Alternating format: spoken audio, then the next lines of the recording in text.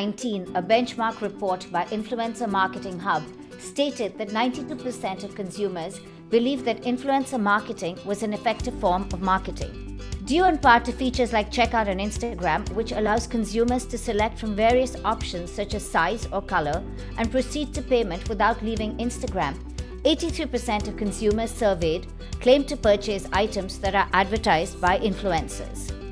With COVID-19 bringing the world to a complete standstill, consumption patterns have changed perhaps permanently, with average screen time increasing exponentially.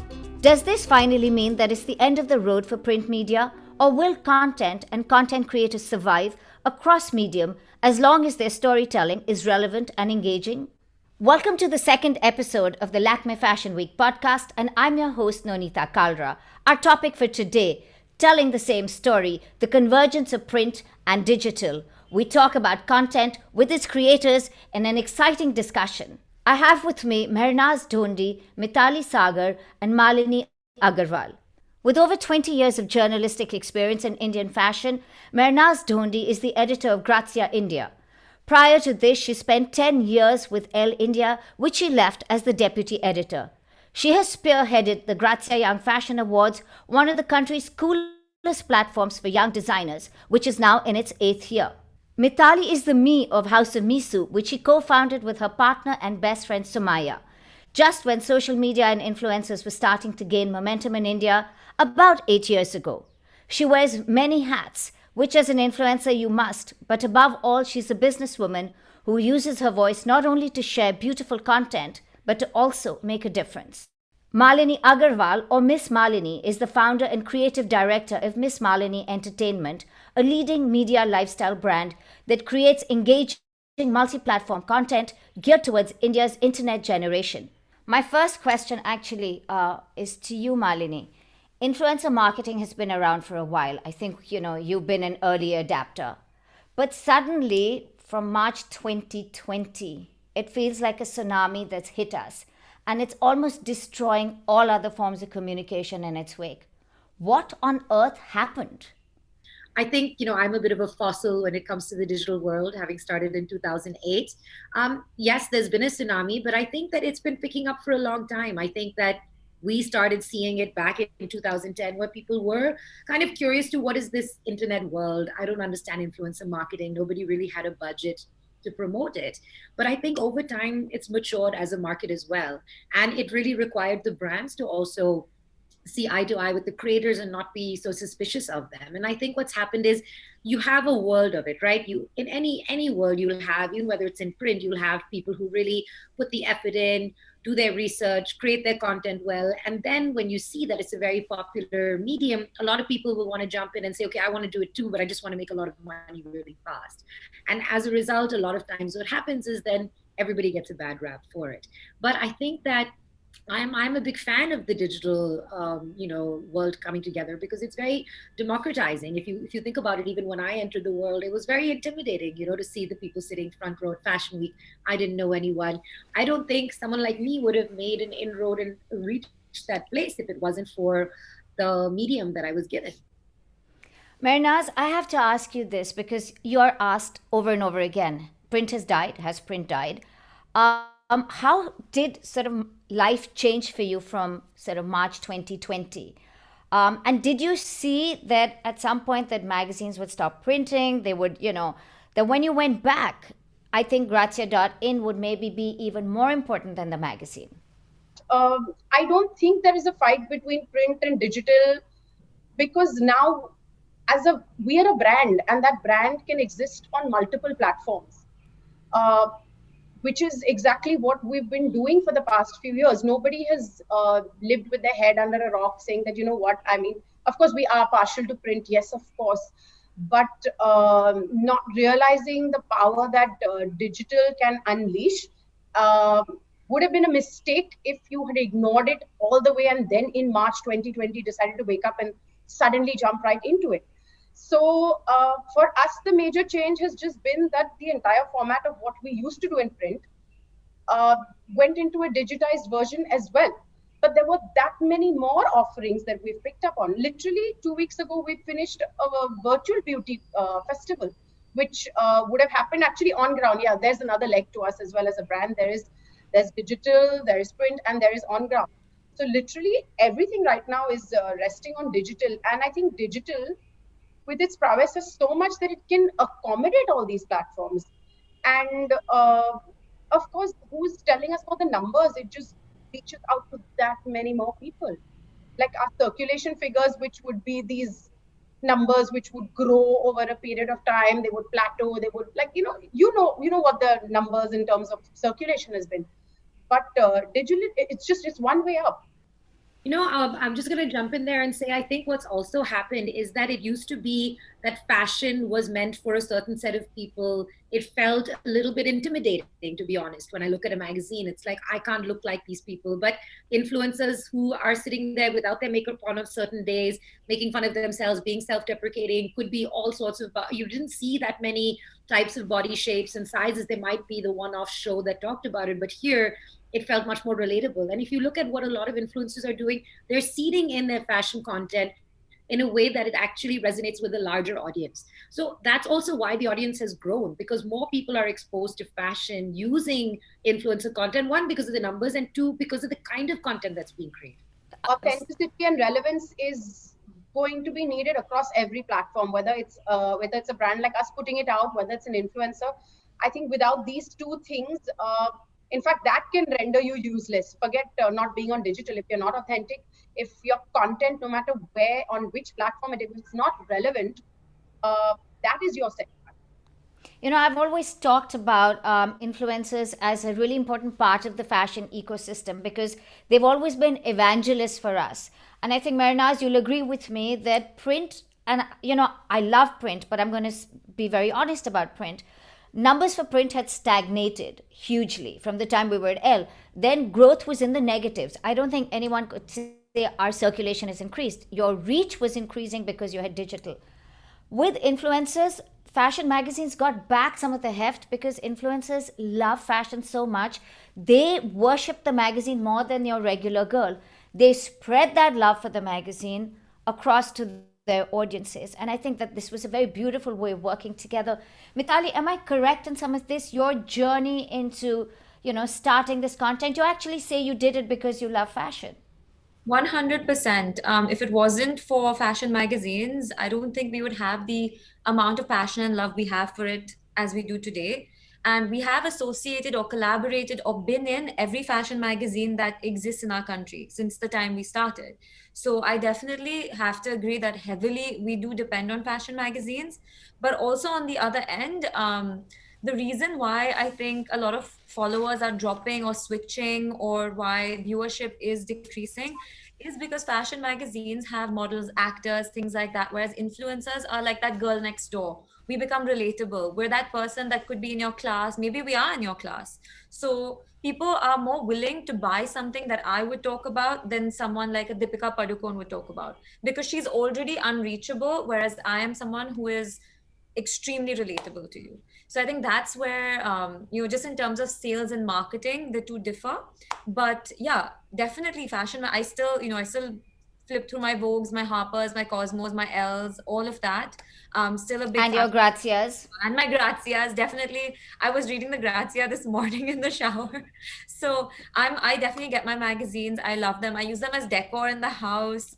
It's a fashion girl thing. Like we would never diss our fashion magazines. Right, Nonita, if you think about the fact that I can go and cover a fashion week or all influencers, and it's immediate. So now if you look at every magazine, they do have their digital leg as well. So what used to be that I had to wait a month to get all my content or see a fashion spread, I'm now seeing it real time. And, I'm seeing it where I'm spending, now people are spending 8-9 hours of their day online.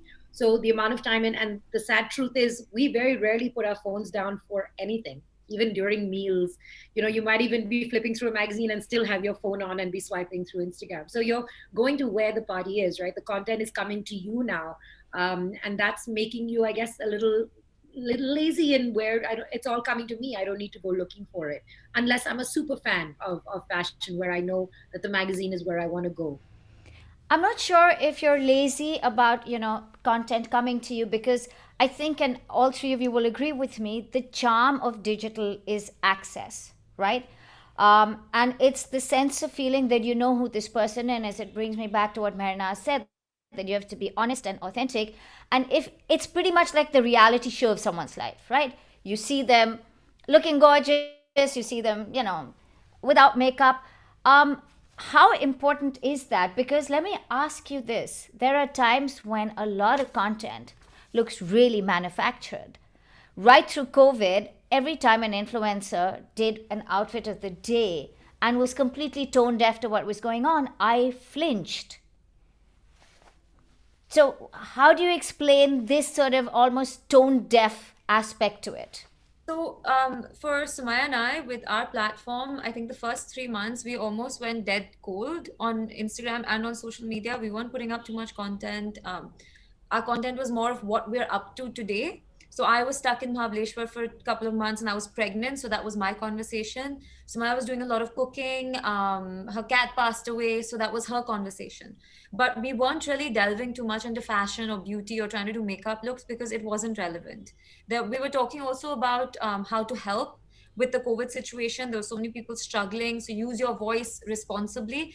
But we do admit that there were influencers out there who were tone deaf, who were being irresponsible, and who are making a lot of people cringe. So I mean, unfortunately, there's the responsible influencer and then there's the irresponsible influencer, and it's hard to really draw the line as to where, because there are no rules in this industry, where we're basically just all figuring it out as we go along and making our own rules.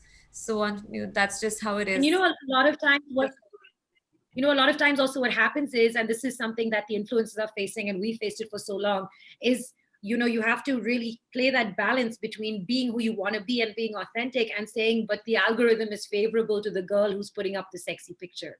And it's not easy always, to end up having to do that balance. So I think people do struggle with that, but I think slowly people are realizing that what resonates is the real girl content. So you actually started seeing a lot more content about how to deal with hair fall during the pandemic, a lot more on skincare, less about the celebrity makeup look. And if you saw, what happened is there was a complete wipeout of celebrity content, aside from now you're seeing like Katrina doing her dishes as opposed to what you would normally see her up to. So you were seeing that shift as well. And people didn't expect it to resonate so much, but it really, really did. So I think that we also have to appreciate the mental toll and struggle it takes on young people who have, come into a workspace where you don't get that instant gratification, right? You can call an Uber immediately, you can swipe for a date, but there's no instant job satisfaction. And that's something new for your average 20-year-old influencers. And now they're online getting all this attention and they know what are the things that work to get them the likes and the views. Can you always blame them for having, done the things that are getting the balls? I mean, I understand why it does make people cringe, but I also understand the other side of it, the mental toll and impact. There's a real hustle. There's a lot of competition now. And I think it's when the influencers fall down the rabbit hole of impatience. Sumaya and I also started our company about 8 years ago, and it's taken us a long time to come where we are. We've got a fan base that's kind of grown with us. So a lot of our followers grew with us because we waited, we were patient, we stuck to our guns. We didn't try to put up just the content that would give me followers. Show some underboob and you're going to get, another 1,000 followers, but what quality of followers will there be? So you have to be responsible, not just about the content you put out for the younger generations who are watching you, but also think about the quality of followers who you are then pitching to the brands who come to you. Do you want those men sitting in the side just, looking at you to add you to your spank bank? Or do you want the people who are genuinely interested in your brand? So, I mean, if influencers are willing to think about all these things while they're building their platform, I think it would be a much better landscape for all of us. But yeah, some of them do get impatient. Some of them are younger. We were fairly young when we started out, but we came at a time when they were like Malini, we came at a time when there wasn't that much competition. So I have to also give them some credit because there's a lot of competition now and it's difficult to be patient. It's important that even brands value the micro influencer more. I think what happens is that people do tend to go and say, okay, how many millions of views are you going to get me? How many likes are you going to get me? And also the brand needs to think about, okay, what is the quality? Just like Mitali saying, what is the quality of that consumer? Are they ever going to come buy my product? Or is it a bunch of like a lot of times creepy guys who are just double tapping because it's a sexy photo? So I think the industry is evolving a little bit, that brands are also starting to understand that micro influencers might be the better way to go, especially when you're looking at luxury and fashion. So let me ask all three of you, what is the kind of advertiser that's coming to you now? And what are they asking for? Because you're right, I think the micro influencer is important, but Mehernaaz, for example, Grazia delivers huge numbers, but you have a very clear understanding of who your customer is as well. So what are they asking from you? And have you seen a shift in the kind of brands that come to you? I'm sensing that there are more high-end brands that are finally learning to engage with all of you. Gucci's always been at the forefront, but I saw Dior suddenly, I saw Louis Vuitton, brands that traditionally never came to you. So, I think that most of the brands, luckily the ones that we work with, have an understanding of what our brand stands for. So when you're trying to put together a great idea, I prefer to call it an idea rather than content, there is hardly a force fit. It happens easily. Over the past 2 years, we've done a massive campaign with Dove, and it's a campaign that I'm really, really proud of, because it became less of a campaign but more about making us relook at and revisit at the way we looked at beauty, making it inclusive, making it just much more. There was just our representation in terms of the people we featured, and everything changed. I know during your time, we were always, and I don't mean to say this for people seeking work, but a beauty story for us always was about Indian faces. And it made us rethink a lot of the kind of work that went into the other pages, the fashion pages, everything. It was actually one of the best influencer marketing campaigns that we led. It was part editorial and part that. In fact, we even won like something called a Digi, which we got after. So for us, working with brands that think alike, or at some point of time find a common ground, that actually really works, and that can enhance your ideas and take it to another level, rather than trying to force fit something that just does not work for either of your brand philosophies, because you're doing a disservice to the brand also then. At some point I'm like, what, yeah, it's okay, you've come to me, so I'm going to do something. Just to add to that, even with us, it's only now that brands are starting to understand the value the influencers bringing in terms of our own creativity. But for a very long time, the brand would be like, no, I want you to hold it like this, stand like this, wear this, be in this background, which at the end of the day makes me feel like I'm a model and you're just doing a regular, advertorial, and it wasn't right. But it took a while for people to sort of let go of that and really understand what an influencer is bringing to the table. So then that comes to, having that sort of like-minded ideology between brand and influencer, so that you can really create content which brings value to the brand. I do think they should come to you for a certain aesthetic that you bring in. They should go to somebody else, maybe if that person's a little bit more outdoorsy, or in the way they project themselves. All of that has to count when the brand is also bringing in a product for you to kind of test and try. Ideally, they should be following you if they want to approach you and engage with you. But I don't know if they do that, because we still get calls saying, will you do this? And we're like, but we don't even have a beat that covers something like this. Similarly, for influencers, they have to be following you. I know I saw this M pendant that you're wearing a few days ago, except I don't know which one of you was unboxing it. But the point is, you have to be following these people, and you have to know their brand aesthetic if you want to partner with them. No, it's, I think there was a brand who actually showed me a picture of another influencer wearing a sari and a jacket and said, I want you to style it like this. And Sumaya at that time was shooting for that brand, and she was like, that is not my style. I'm sorry, we can't do it if that's what you want. It's too edgy grunge. That's not my vibe, and that's not what we do. But brands do this, unfortunately. And it's only now that, social media has become such a huge tsunami, as you mentioned, that brands are allowing us a little more freedom that they were before. But that's what then works in your favor, because you're sticking to what you believe in, which is, I think, sometimes something that all of us as brands have to do. I mean, there's always going to be a little push and pull with when a brand comes in, and then you have to accommodate a little bit. But despite that, I always believe there is space for you to work around that and figure out a middle ground that works for you and the brand. I've actually seen a further shift where, you started with, like you said, the Deepika Padukone on the big hoarding or the magazine. Then you went to influencers, but you also know to some degree that this influencer is getting paid to promote this product, so I'm going to take it with a pinch of salt. The next evolution, I feel, is going to be community, because I will trust a person I personally know, or that is much more like me and has nothing to gain monetarily, to give me advice about a product. So like, for instance, we've launched Malini's Girl Tribe, which now is like 52,000 women, and I see them advising each other on products, and I see how they trust each other, because they say, I have this specific thing, what can I do for it? And while they do like to consume the content from influencers, the ones that they will resonate with are the real genuine ones. Like you're saying, Mitali, you take a great deal of pain to make sure that you work with a quality brand, that you make sure the messaging is right. It's not just anything and everything. So it's very important for us to also understand that consumers are very smart now today. You know, they can call BS on something absolutely immediately. So the authenticity is absolutely essential. So for us, when we've done stuff, I think the onus also on us is the messaging, right? But it's just finding new messaging.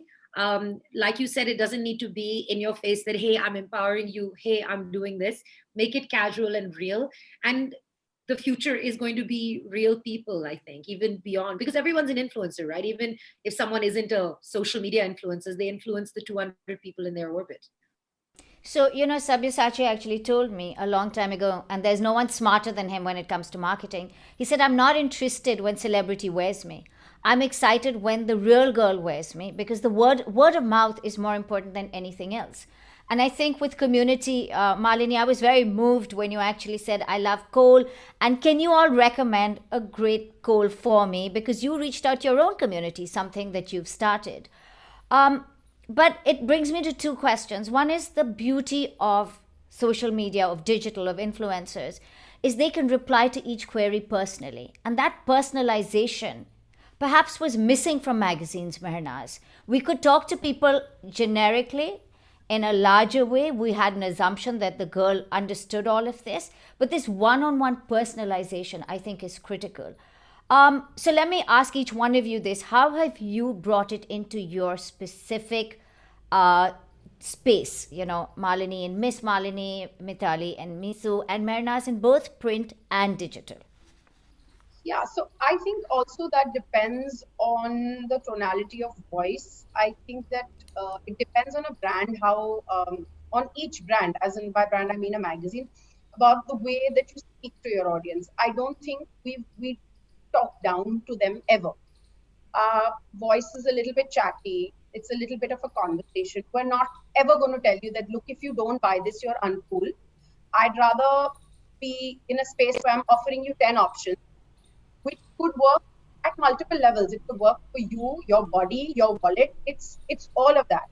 So the idea has been never to alienate your reader or your consumer on digital, but to make sure that you're just amping them with a lot of options. Because I feel in a way that sometimes you come out and say, listen, if you don't have this bag, then you're dead, and this is the it bag and all of that. I won't put across one, I'll put across 10. And for us, it's always been a mix in terms of even price points. So we don't want to ever alienate one set as opposed to the other. So I just feel the way in which you put yourself across, the tone that you use. I don't know how many people read captions anymore, or are they just looking at images? But for us, captions are really important because I read them. And I would assume that after you look at the pretty picture, you're also going to read those two lines, which will make you feel a little bit more inclusive in this conversation, which a brand as a magazine or an influencer is having for that matter. Mitali, what about you? How do you bring in this personalization? When did you decide what your brand book was, and what was your tone of voice going to be? So we've always, from the very get-go, done simple things such as just reply to every comment. If it's a question, answer it. We try to engage with our audience. So Instagram has this Ask Me Anything tab, and every now and then we put it up and we let the audience just ask us questions. And we do sit and answer each and every one of them.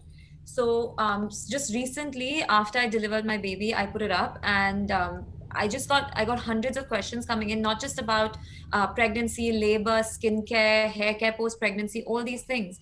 And I took screenshots because I couldn't answer them all at once, breastfeeding and all that.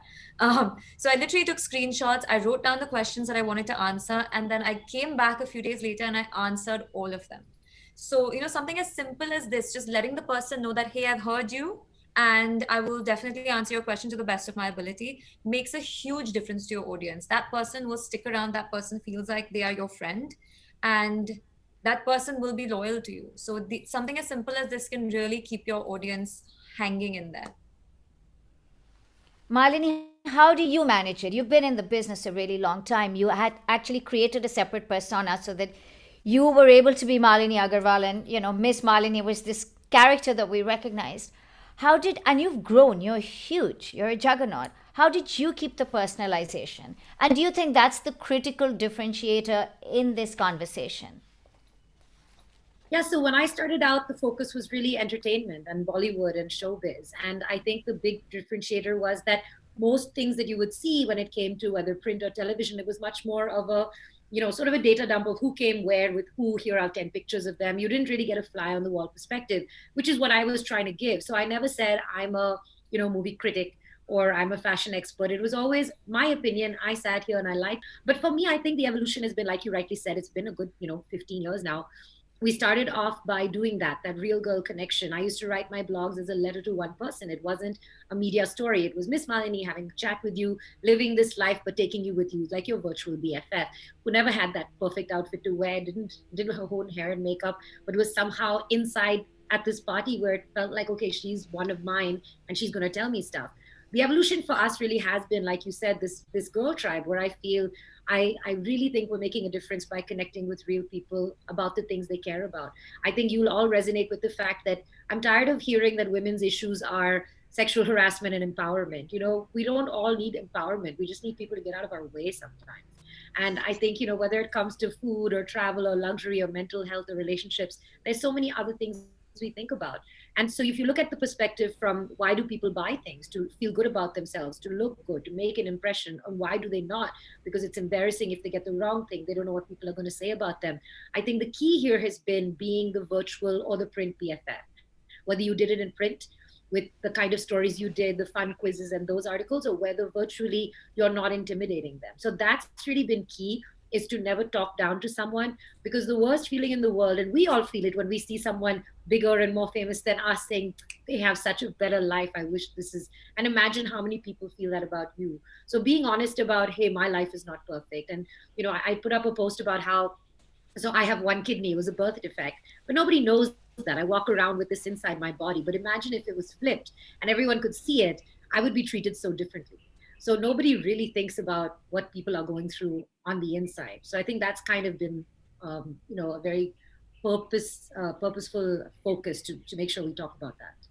You've actually talked about it's not work-life balance, but work-life integration. This was a famous quote that you this is something you quoted in an interview. And when I read it, I thought that this is exactly how you live your life. I'm going to ask the three of you, what were your tipping points in understanding digital content? And then I'm going to ask you, what makes good content? I know these are really big questions, but this is something that we actually answer and talk about every day. Mehernaaz, when we do our edit meetings, it's something you question and over question and scratch till it's raw. But, for you, Malini, your personal life, FOMO, what else?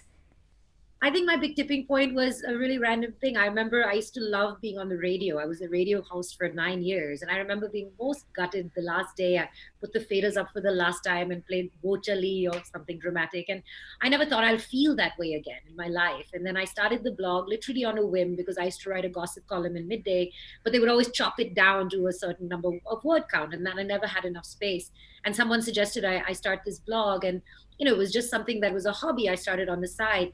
And then 2 years later, very randomly, or maybe a year later, I was at Ghetto, this bar in South Bombay. And somebody asked me what I do. And I would always say I'm a radio jockey. And then I said, no, I do a blog. And they said, oh, what's your name? And I said, MissMalini is in my blog. And they had read it. And it blew my mind that back in 2009, someone had found me on the internet and I'm standing in front of them and they knew me from that and could quote my words back to me. And as much as I like the visuals of it in the video, I'm a writer at heart. And I love that I had a space to write whatever I wanted, as long as I wanted it, whatever time of day I wanted, and nobody else was going to edit my voice. And I think that was kind of a turning point for me. And I think the key for me has always been this. that it's very important to do something that you love for the reason that you love it. I think the sad thing that's happened, and I always tell a lot of young influencers, is don't get caught up in the I'll be happy when I make X amount of money, or I'll be happy when I have 2 million followers. It'll never be enough. You'll never have enough followers or enough likes that you will be at the peak of what you love. So you have to really love it every day. And I think that's really been the biggest learning for me. And the other learning has been how much we need to unlearn. The way we behave online is shocking. You know, I made myself a rule early on that I'll never say anything online that I can't say to someone's face. And I got a lot of flack for it, saying, oh, but you're sucking up to celebrities. You never say anything bad about a fashion show. I'm like, that's not true. I don't have the authority to comment on fashion from that perspective. So I'm bringing you the fly on the wall experience of it. And there are enough places you can go to get your critique. And I think that's kind of what's important, is that to remember that social media gave everyone the right to pick up a pen or start a blog and say the worst things. And you have to realize that it, at the end of the day, is affecting people. We've talked about this, Nanita. We are so lucky. We lived a charmed life. So it's really up to us to be adding more positivity into the universe than tearing people down. You know, speaking of someone who doesn't care about money and is one of the most positive people I know, my favorite story about Mehernaaz is how she sat across me at 21, and I remember what she was wearing, and she said, I'm going to come and work with Elle, and I'm going to do it for free, and I'm not leaving till you give me the job. And she stayed. 10 years later, when Mehernaaz went as editor of Grazia and has made the magazine what it is, it's such a lovely thing to be reminded of, you know. And a lot of the properties that are associated with Elle are properties Mehernaaz started and then took further on with Grazia and made them iconic. Mehernaaz, what was your tipping point in storytelling and good content? And I know I've shared a lot of your journey with you, but this is something I've always wanted to ask you. I honestly feel that, you know, the protagonist, at the real protagonist and the center of all of this is each individual themselves. So somewhere, if it's a story that you're producing, it's just that we all act. We're all going to react, and we all somehow become part of this content. So for example, if it's a story you're posting, unless there are other people, and by other people I mean you, everybody individually, everybody becomes part of this story. So sometimes I feel that you want to go out and create something that you yourself are going to read. You have to put yourself in that place itself. Of course, I understand it's all subjective and all, but if that way you count the number of followers and the number of people who are going to hit likes, that's each individual you that you're reaching out to. So for me, I feel that each person also plays that important role, and the understanding of that bit, that the protagonist of each story, each post is an individual who's going to take it to another level, who's going to share it, who's going to reach out, who's going to make this social connect, is when we kind of realize what kind of stuff should be going up. So I feel that realization was kind of important. And also there is a connect between authority and influence. So the sooner you understand that, and in your head those dynamics are clear, it makes sense. Influencers are a new authority. Authority is an influence. So there is a clear overlap between these two. And if you can understand those concepts in your head, then I think there's space for everybody to exist and then kind of put out that kind of content. It can come out from either voice. But again, I still remember that the protagonist of all of this is you. It's you who are going to be putting a like and a share and taking that post to another level and influencing all those algorithms and everything. Mitali, this almost sounds like Mehernaaz has answered for you, right? I mean, this whole multiplier effect, the personalization, the responsibility. But do you agree? I also feel like there wasn't any particular tipping point for us. I feel like we've had such a wide and varied experience. Things have sort of gradually progressed for us. We started at a time when Instagram didn't even really exist. We had Facebook, and then Instagram popped up, and we were just putting up pictures of looks we liked, very sartorialist kind. We started out doing styling, like very true Trini and Susanna. We've done styling for celebrities. We've had our own fashion label. So we started out doing something completely different, and then sort of molded ourselves into the influencer that the market required.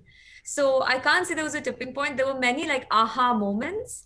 And we've done so many projects that have been completely different from anything we've ever done before, that have made us feel like, oh, we've grown suddenly, we've become something, we are someone. And I'm sure there was a moment also where someone, maybe like how Malini said the first time someone recognized her, said they read her blog. I'm sure there was a moment like that as well for us. But I just can't pick one. I feel like there have been so many, so many moments that have made me so grateful for this journey that I can't pick one. So I have one more thing, and I love print magazines, I love social media as well. But what I'm sensing is that when print magazines started, they were started to address the issues that newspapers and a male-dominated world was ignoring. Elle was my time to myself. Bazaar is very much my relationship with the world. I'm always reminded of how Self magazine, along with Evelyn Lauder, created the pink ribbon and started breast cancer awareness. I feel a total sense of lack within social media influencers about finding a social conscience. Is it because the business is new? Is it that it's very young? But I'm feeling that you have so much power. Why are we missing a voice where we could change things? And change is important. I mean, yes, I know that, Deepak Khosla, Manisha Chiller, and someone, they talked about menstrual hygiene, but there's not enough. My first overarching thought when I think of social media is still outfit of the day. Why is that? So at least for us, we have our individual passion causes, and we do make it a point to put our message out there whenever we deem fit. It's not like every single influencer has a cause. I agree. A lot of them do not. And a lot of them are doing it much better than we are, of course. Like I love, Shirin's got this sort of self-help, emotional, mental health page that she's working on as well, which I think is amazing.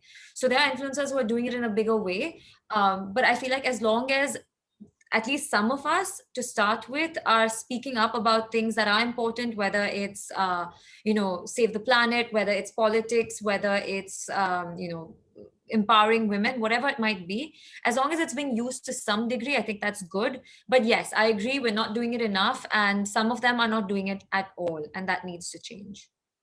Mehernaaz, I was very impressed with the work that Grazia did during COVID. Your covers were incredible. I thought fashion magazines really stepped up. I loved Vogue's, COVID Warriors. You all have also done a lot of work in sustainability. Do you feel that you've been able to make a change? Are more people talking about it, addressing it, embracing it? Okay, we had to step up to what was going on outside. Like you said, you can't be tone deaf to what's happening outside you. You can't be talking about non-existent fashion scene and telling people what to wear and do when there's something as serious going outside your window. So at that point of time, what we decided was, yes, the covers, they actually worked really well. So we actually did, they were planned as 21 days of lockdown covers, which our initial lockdown was 21 days. No one knew it would run into weeks and weeks. So those did really well because they resonated with a lot of people who kind of felt that there was a little bit of messaging going on with them as well. And of course, as we spoke to people, we spoke to them about fashion, we spoke to them about consumption patterns, everything. Sustainability was at the core of all of this.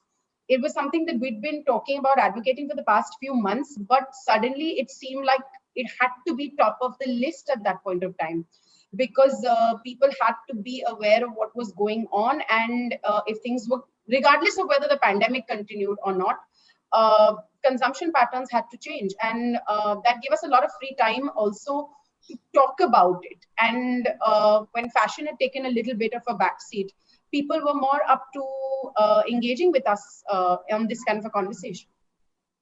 Malini, Girl Tribe is so powerful. I read stories of women and the way they pour their heart out. It sometimes it's painful to read the whole story because it's so raw and so honest. What did you do in the pandemic? Did you use the time as well to push sustainability, the cause of domestic violence, women's safety? What did you do with your voice? Because you have one of the few platforms that give space to women to talk about what's bothering them. That's the first part of my question. The second part is, have you actually affected change? So yeah, so one of the really exciting things for us is, and I've been trying to figure out, we've always supported various causes, whether it's breast cancer awareness, mental health. We've tried to, at different times, support whatever we can and try to seed in the voices of the people that need to, because a lot of times you won't get an audience for it unless you seed it alongside creative content. The one cause that I felt really resonated with me, and this happened for a specific instance, we all started doing Instagram lives, and you'd see these live comments come in front of you, and sometimes they'd be the most obscene, horrible things people would say. And I have always, for the last 12 years, been told, just ignore it. These guys just want attention. And I realized that I would leave that conversation highly upset, highly embarrassed, and so frustrated that nothing can be done about it. And I'm actually writing my second book on this topic, The Accidental Troll, which is about how we were never taught how to behave online. We just assumed that everyone would behave a certain way. But the wide audience it opened up to was not able to behave with each other in that way because there's no accountability. So we decided to start a campaign called Ignore No More Online, because I think the biggest problem is that people tell you to ignore it. And, it is heavily skewed where women get really obscene messages. They get all kinds of trolling. People are using their pictures inappropriately, and everyone thinks there's nothing you can do. That's not true. So we dug deep, and actually I must give credit where it's due to Tina Singh, who's an actress. She's a Nescafe model, who started taking screenshots of these obscene DMs and posting them up. And she connected me to Shubham Cybercop, who's an ethical hacker who is amazing, who said, you know what, let me help you. And there is actually law, because outraging a woman's modesty is against the law. A lot of this comes under that. So whether you're posting obscene pictures, if you're stalking, if you're sending inappropriate messages, you can file an FIR. And I felt like a lot of people didn't know this information, and it may not be one of your traditional causes, but it's so relevant as a pandemic of its own in the virtual world. So we kicked off this campaign and try to educate people. One, what are the things that are in your control? What are the laws? And holding people accountable. So the second part of your question, I'm very happy to answer, because there has been significant impacted change from the small ones, where a guy will be called out and the ethical hackers will call them, and they will go from calling you a whore to sorry Didi so fast. And it's actually very satisfying, even if I'm not getting the apology, if another woman is. So we've actually been able to do that. We actually had several of them put into jail overnight. And those guys will never do it again. And a lot of them are 15, 16-year-old kids whose parents would call us up crying, saying, please, I'm sorry, I didn't know what my son is online. And this is a real wake-up call. And we're actually doing them a favor that tomorrow they don't go and do something worse. And this is just the beginning. So this is a cause that I actually owe the pandemic, because I would not have thought of it otherwise. You think about internet bullying in a different way, but we've actually affected change to the point that we're actually going to build this out as its own little NGO, because it's something that affects all of us every single day. And, there are different layers to it, right? Sometimes it's sexual harassment. Sometimes it's just somebody being mean and trolling you. But we all know how that feels.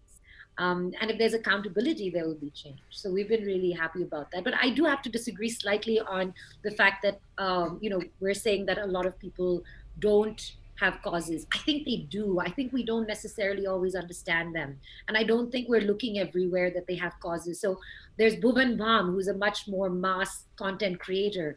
During the pandemic, he's gone house to house to understand the issues with his drivers and his maids, and done a lot for that. And, they've actually done things where they've set up small buses to help healthcare work. A lot of these guys get back to their villages. We may not resonate with all those causes. We probably think of certain causes as the right ones and important ones, but a lot of these influencers are doing things, even on a small scale, with causes that we may be too privileged to even be aware of. So I would give credit where it's due there. I love that. Who else do you follow, Malini, who is an inspiration for you? And I'm going to ask all three of you, because talking to all three of you has been really inspiring. You're creating content. You've understood content, and it's really nice for me to see this. But who else inspires you, Malini? And then I'm going to ask you, Mehernaaz, and then you, Mitali.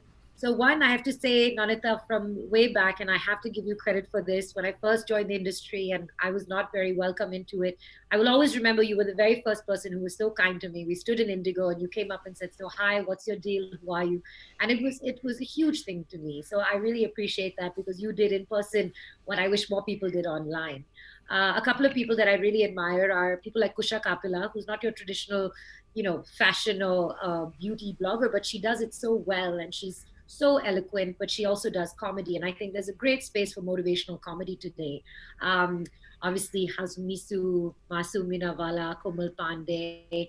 I also like some of the guys, like Rian George has a fun vibe to him, Varun Agarwal, Anam, Sherry, Usman Siddiqui. There's a lot of these who I admire for their real voice. And there's an upcoming one whose name is Soul Curry. And she's really focusing on motivational comedy now. And she's very relatable and cute. And she kind of looks like a cartoon character herself, which is quite cute to see. So I really admire these young kids who are so enterprising, and the ones that are doing it in a way that they're not selling out in that sense. They're not doing it for the money. I don't think I want to pinpoint anyone that I really am inspired by, but I follow a whole bunch of people. It's pretty much like a designer selection. I may really like one season. I may really like that designer, but the next season I'm not so hot on that collection.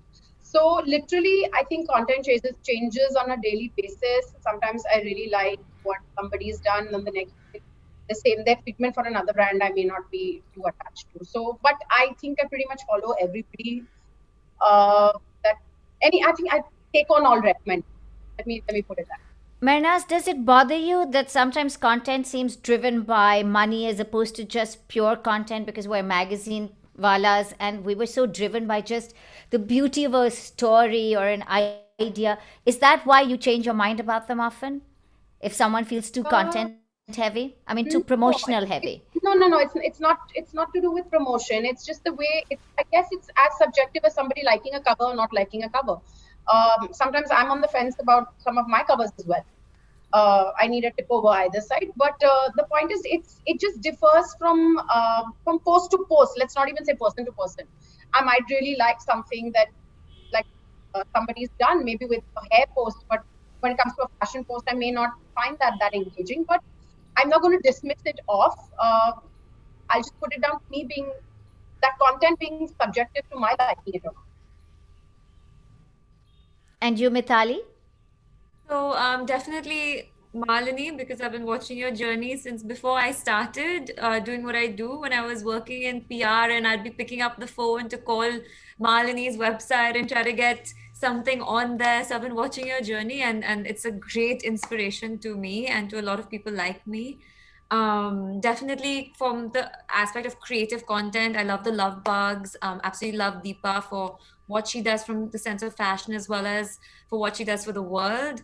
And some international influencers like Brian Boy, just for his craziness, or Negan Mirzalehi for what she's done to create a brand outside of social media. I think that's amazing, and that's the dream. But yeah, it's hard. Like as Mehernaaz said as well, it's hard to dial down because there's so many amazing influencers out there that I'd love to name, but I can't. I'm particularly impressed with a lot of young men. Malini, you pointed that out. There's this young guy called Siddharth who's seeing Komal, and I love that he says she's more successful, she earns more than me, I'm thrilled for her life, and I have a wonderful life. And I think maybe we need some of this when we create content. I think maybe sort of being more equal, of being more respectful to each other regardless of gender. This conversation with all of you has been absolutely wonderful. I think I've learned a lot about what content is relevant, what isn't. While researching the subject, I came across a lovely quote on the Nagaro blog. It's by the poet and novelist Ben Okri. He says, "It may well be that it is not only self-isolation and science that saves us. We may also be saved by laughter, by catharsis, by the optimism of being able to see beyond these times with stories, with community, with songs." I think that this is what will help us survive. Magazines will survive. They will coexist with content creators across media.